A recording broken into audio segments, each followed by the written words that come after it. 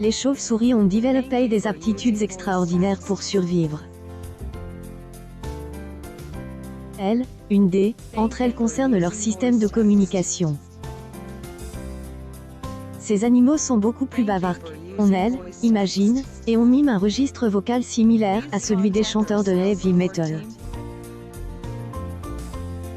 Et du moins ce affirme une étude parue récemment dans le journal PLOS Biology. Cohen Ellemann et ses collègues de Université du Danemark du Sud y expliquent que les chauves-souris ont un système de communication riche. Elles ont une gamme vocale de 7 octaves, ce qui est nettement supérieur à celle de la plupart des mammifères. Ces animaux nocturnes émettent des sons pour percevoir leur environnement et trouver de la nourriture dans obscurité totale, mais aussi pour exprimer. Tous ces cris varient entre 1 et 120 kHz, ce qui est extrêmement rare, pour ne pas dire inédit, au sein de la faune. Les chercheurs de Université du Danemark du Sud ont découvert que les chauves-souris arrivent à produire une telle gamme de sons en utilisant des structures épaisses de leur larynx, appelées plis ventriculaires. En visionnant des vidéos en vitesse accélérée des cordes vocales de ces petits mammifères en action, ils en remarquent que ces plis vocaux leur permettent de produire des grognements dans des fréquences extrêmement basses.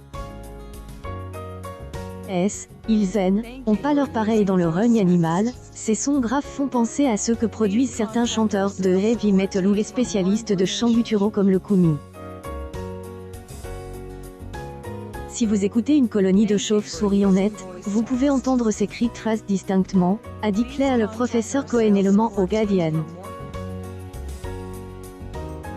Nous ne connaissons pas leur fonction, mais les chauves-souris les émettent lorsqu'elles sont agacées par leurs congénères, ou lorsqu'elles s'envolent et rejoignent une colonie. Les scientifiques émettent hypothèse que les chauves-souris produisent des vocalisations aussi graves pour les distinguer des ultrasons. Elles émettent pour localiser leur proie ou trouver leur chemin lorsqu'elles ne peuvent pas se reposer sur leur vue. Que la sélection sur ces cris d'écholocation est si sévère que pour que les chauves-souris disposent d'un rayon d'action pour communiquer, elles doivent faire quelque chose de radicalement différent, explique le professeur Cohen Ellemann au quotidien britannique.